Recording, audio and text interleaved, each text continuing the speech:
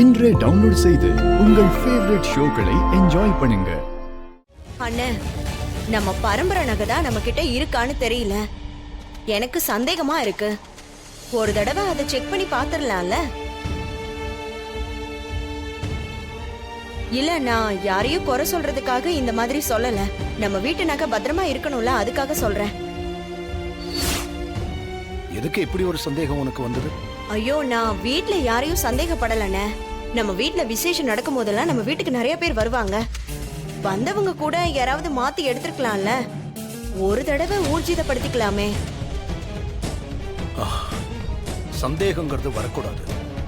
அது வந்துட்டா அது போகாம அரிச்சுக்கிட்டே இருக்கும். உனக்கு அந்த அளவுக்கு சந்தேகம் இருந்தா செக் பண்ணி பார்த்துடலாம்.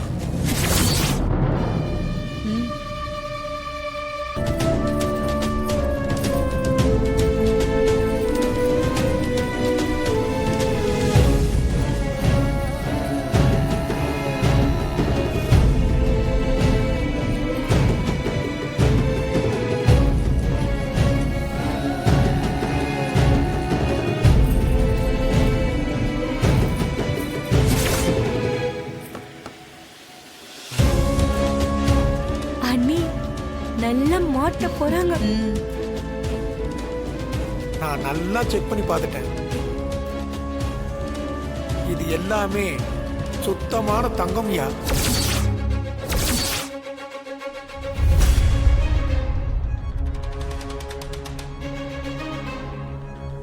என்ன சொல்றீங்க? தங்கமா? ஆமாம்மா, இது எல்லாமே அந்த காலத்து பாரம்பரிய நகைங்க. சுத்தமான தங்கம். இப்பெல்லாம் இந்த மாதிரி தங்கங்கள்லாம் கிடைக்கிறதே இல்லை.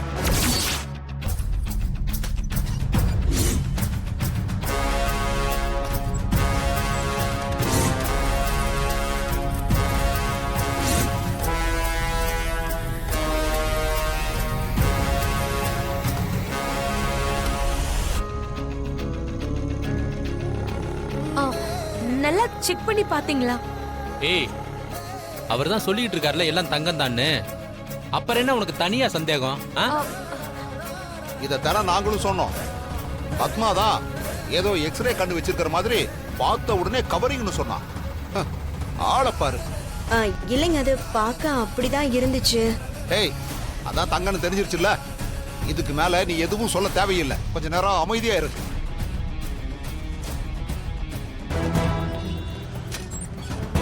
யோ சேட்டு. சார் வணக்கம் சார். நமஸ்தே. என்ன சார் விஷயம்? என்னையா திருட்டு நகைலாம் வாங்கிட்டு இருக்கியா நீ? அதெல்லாம் இல்ல சார். யோ பொய் சொல்லாத. கோவில்ல திருட்டு போன நகைங்க உன் கடையில தான் அடகு வச்சிருக்காங்கன்னு தகவல் வந்தது. சார் அப்படியெல்லாம் எதுவும் இல்ல சார். யோ முதல்ல 2 நாள் அடகுக்கு வந்த நகைங்கெல்லாம் எடியா.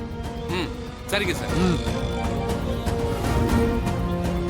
இந்தாங்க சார்.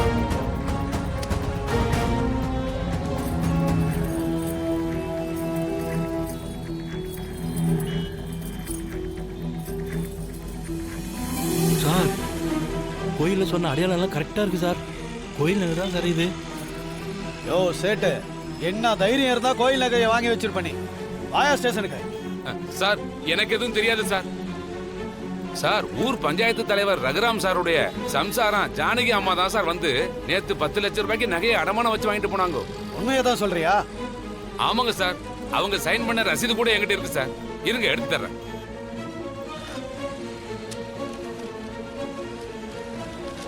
சார் இத பாருங்க சார், அதுக்கான ரசீது. யோ ஜானகி பேர் தான் போட்டிருக்கு. கரெக்ட் தான் இது. சேட்டு முதல்ல வண்டியில ஏறுவா. சார் யோ சரிங்க சரி. இருட்டு நகையை வாங்கி வச்சுக்கிட்டு. வணக்கம் சார். வணக்கம். என்ன விஷயம்?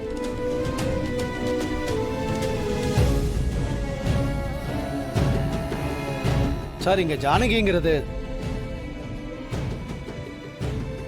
ஏன் மனைவிதான். இவங்கதான். என்ன விஷயம்? கோவில் நகை நேத்து நைட்டு திருடு போயிருக்கு. ஐயோ, என்ன சார் சொல்றீங்க? நம்ம ஊர் கோவில் நகையா? சார், கோவில் தர்மகர்த்தாவே எங்க மாமா தான். இன்னும் தகவல் அவருக்கே வரலையே. எப்படி திருட்டு போச்சு? திருடங்களை பிடிச்சிட்டீங்களா? ஏன் மனைவியை பத்தி ஏன் கேக்குறீங்க? இந்த சேட்டோட கடையில நகையை அடகு வச்சிருக்காங்கன்னு தெரிஞ்சு போய் விசாரிச்சோம். இவர் கடையில தான் அந்த நகை இருந்துச்சு. இந்த சேட்டை விசாரிச்சதுல கோவில் நகையெல்லாம் அடகு வச்சது உங்க மனைவி ஜானகி தான் இவர் சொல்லியிருக்காரு.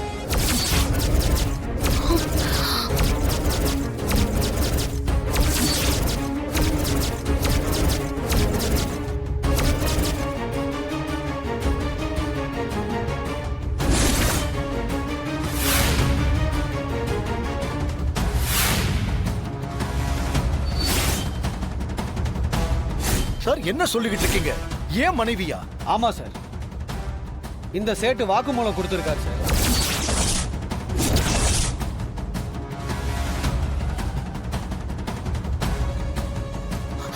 ஐயோ ஐயோ கடவுளே, என்னையா சொல்றீங்க? சாமி நகைய நான் திருடனேன்னு சொல்றீங்க? ஐயோ, அப்படி ஒரு பாவத்தை இந்த ஜென்மத்துல நான் பண்ண மாட்டேங்க ஐயா. ஆமா சார், கோவில் நகைய எங்க பெரியம்மா எதுக்கு எடுக்கணும்?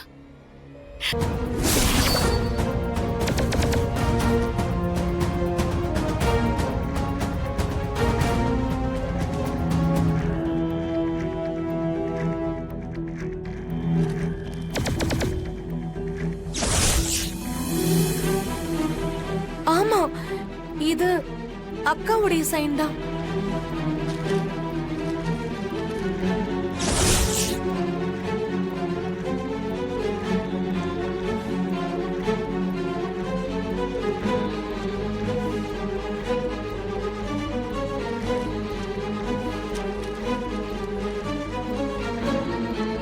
சார், இந்த லிஸ்ட்ல இருக்கிற நகையை கூட இவன் கடையில இருந்து எல்லாத்தையும் நான் மீட்டு இருக்கேன்.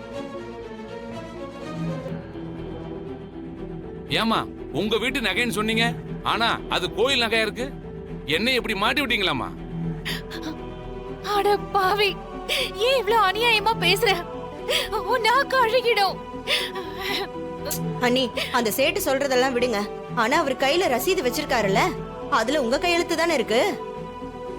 அக்கா, குடும்ப மானத்தை காப்பாத்தணும், கௌரவத்தை காப்பாத்தணும்னு எனக்கு அட்வைஸ் பண்ணுவீங்களே, இதான் குடும்ப கௌரவத்தை காப்பாத்துறதா?